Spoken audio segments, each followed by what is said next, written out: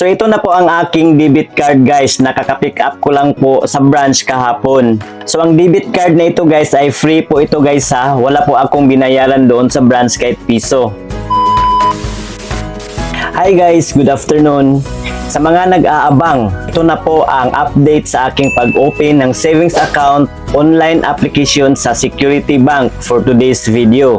By the way, once again, my name is Melvin at welcome po ulit kayo sa aking YouTube channel. Bago po ang lahat, paki-like muna sa video ito guys. At sa mga bagong pasok pa lang po at sa mga di pa nakasubscribe sa aking YouTube channel, paki-click muna yung subscribe button na nasa baba at paki-hit na rin yung notification bell para ma-notify po kayo kung may bago na namang mga tutorial video akong i-upload.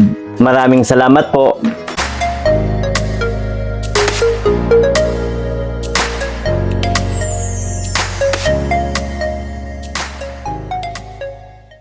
Keep on watching lang po guys ha, dahil tuturuan ko rin po kayo kung paano mag-sign up sa Security Bank online sa kanilang updated mobile app. Hindi pa po kasi tayo pwedeng makapag-sign up kapag wala pa po tayong ATM card. So ito na po ang aking debit card guys, nakaka-pick up ko lang po sa branch kahapon. Sa mga di pa nakapanood sa aking tutorial video about po kung paano mag-open ng savings account sa Security Bank online application na wala pong opening deposit at wala rin pong minimum maintaining balance, nilagay ko po yung link sa description area dyan po sa baba, pakiclick na lang po or pakihanap na lang po sa aking playlist na ang pamagat ay Security Bank tutorial. So ang debit card na ito guys ay free po ito guys ha, wala po akong binayaran doon sa branch kahit piso. So ito po yun guys, makikita natin dito ang nandito po ang aking card number. Tinakpan ko lang yung mga importanteng mga information guys ha, for privacy lang po. So ito na po yung card number ko guys, itong nasa taas ito. Tapos dito sa baba, ito po yung expiration date. 5 years po ito ma-expire guys dahil 2029 pa po ang expiration date niya. So 5 years. So nandito ang aking pangalan, bank account name ko po. At dito sa baba, makikita natin ang ating bank account number. So sa lahat po ng naranasan kong mga ATM cards guys, ang Security Bank pa lang po yung naglalagay ng account number natin dito sa card, dito sa harap mismo. So ayan po, Mastercard po siya guys. Ayan, may logo sa Mastercard. At dito sa likod, makikita natin yung CVV code. Ayan, tinakpan ko rin. At ang network po nito guys ay BankNet. So ayan po. At ito po yung nilagyan ng aking ATM card guys. Ito po. Dito po siya nakadikit guys, nakaganyan po. Ayan, nakaganyan. So dito sa likod ng dito sa likod ng ating ATM card, makikita natin yung mga instruction kung paano papalitan ang ating personal password. Wala po siyang default password guys, pero kailangan lang nating i-change ang password dito doon po sa kanilang ATM machine. So ang nangyari sa akin guys ay naging dalawa po ang aking account pagpunta ko doon sa branch. So ito po yung isa guys, oh, ayan po. Ayan, di ba? Dalawa ng ATM ko, ayan po. Hindi ko po ito siya binuksan guys. Kasi sabi ng manager doon ay kailangan ay isa lang ang account dapat. So itong all access ang i-close ko or ito yung ipapaklose nila. Nito po kasi nangyari sa akin guys kung bakit naging dalawang account po ako. Ang gusto ko kasi talagang applyan ay itong Easy Savings account. Ito po yun. Kaya lang, nung pag-apply ko nung first ay ang na-applyan ko ay itong all access. Hindi ko napansin na all access pala yung pinilafan kong form.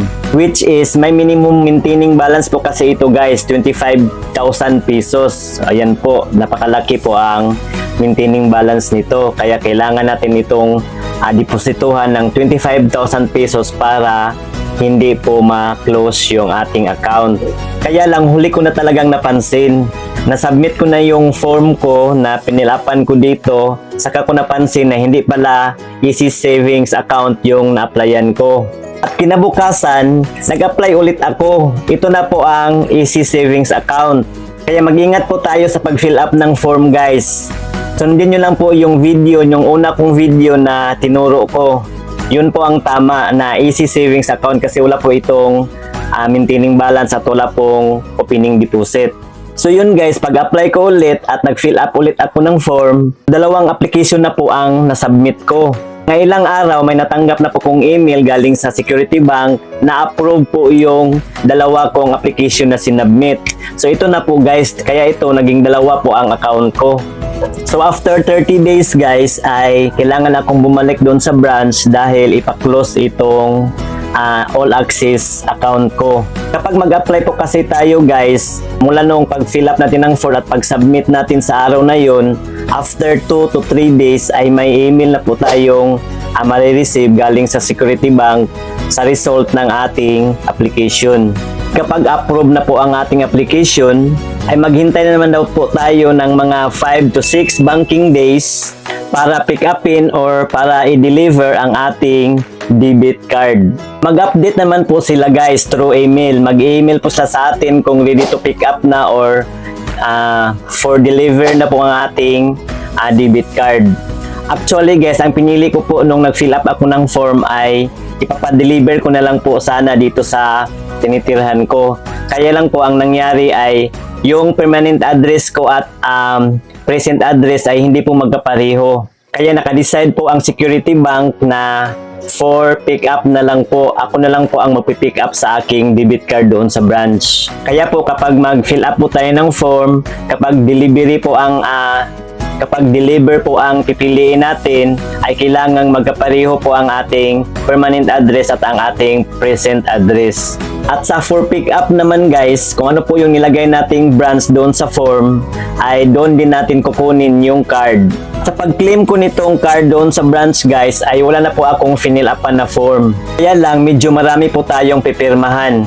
Kasi bago natin makuha itong ating card, ay kailangan pa nilang i-update doon. Kailangan pa nilang i-activate. At isang valid ID lang po ang kailangan nila doon guys. Kung ano po ang ating sinubmit dito sa pag-fill up natin ng form, ay ganun din po ang ating ipapakita doon sa branch.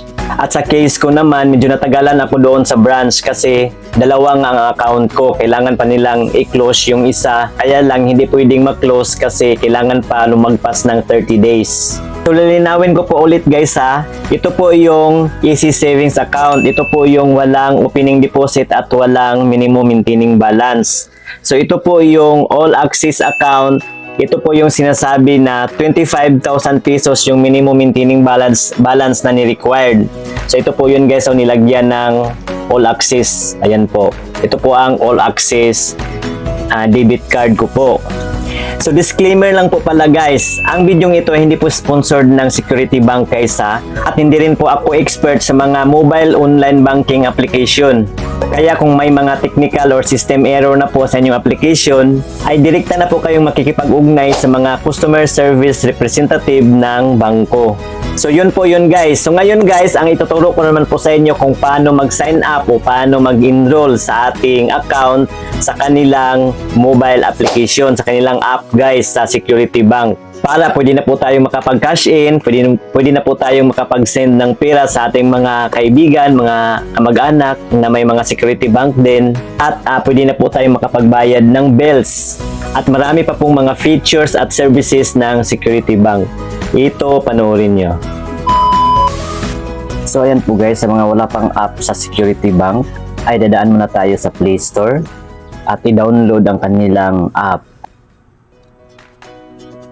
At sa search bar, i-search po natin Security Bank.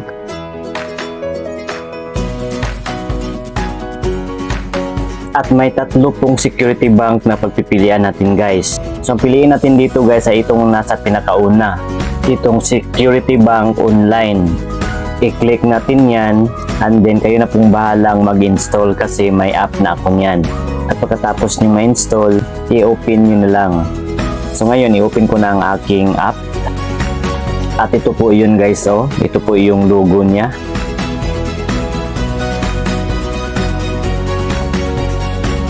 At ayan po, dahil magsa-sign up pa lang po tayo, i-click natin itong enroll dito sa baba guys.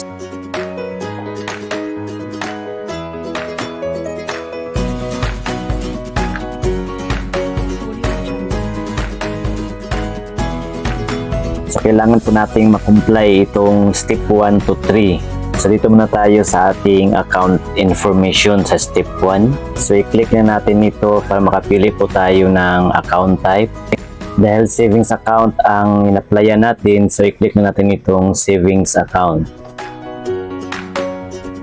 And then ilagay po natin dito ang ating account number na nakalagay sa harapan ng ating debit card sa baba ng ating account name. And then ilagay po natin dito ang ating mobile number na ni-register natin sa Security Bank. And then click natin itong submit.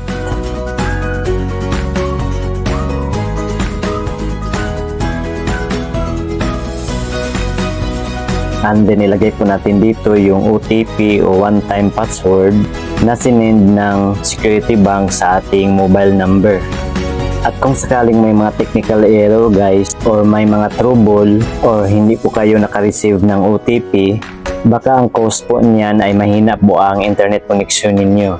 Kailangan po dito ay stable po yung internet connection natin. At kung nalagyan na natin ng OTP, i-click na natin itong proceed. So ngayon, nasa step 3 na po tayo.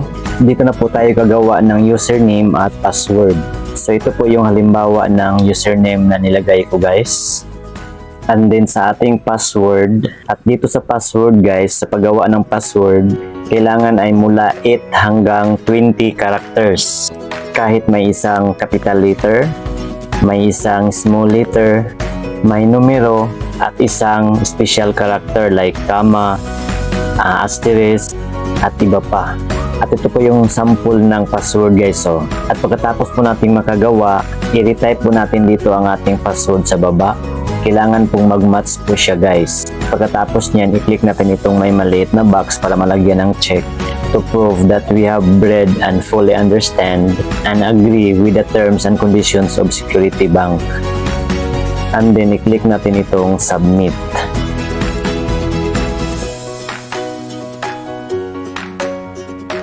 Enrollment successful. So ayan po guys, ganun lang po kadali. So ngayon guys, balik na po tayo sa ating Security Bank app para mag-login na po tayo. So ilagay na po natin dito yung ginawa nating username at password. And then i-click natin itong login. And then ilagay po natin dito ang OTP na sinend ng Security Bank sa ating registered phone number. And then automatic na po yan magpo-proceed. At may paalala dito ng Security Bank guys, protect yourself against scammers. So kayo na lang pong magbasa dyan guys kung ano ang dapat nating gawin para makaiwas sa mga scammers. Alam naman natin ang panahon ngayon, ang dami na pong mga scam, lalo na po sa mga online application. So ayan po, at pagkatapos nating mabasa yan, i-click na natin itong continue to dashboard.